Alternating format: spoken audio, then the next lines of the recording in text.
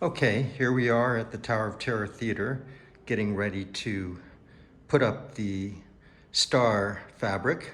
So you see the set there, and panning around to the wall where we're going to put the star fabric. So basically mount the star fabric first, secure it, and then we're going to have a print shop make basically a mesh banner of a boiler room from the Tower of Terror that will go over the star fabric. It'll work similarly to how the elevator door wrap, where you can see through the door wrap when the television is on, and likewise when the lights are off in the Tower of Terror Theater and the LED lights come on, then you'll be able to see the stars. So anyway, okay, let's start.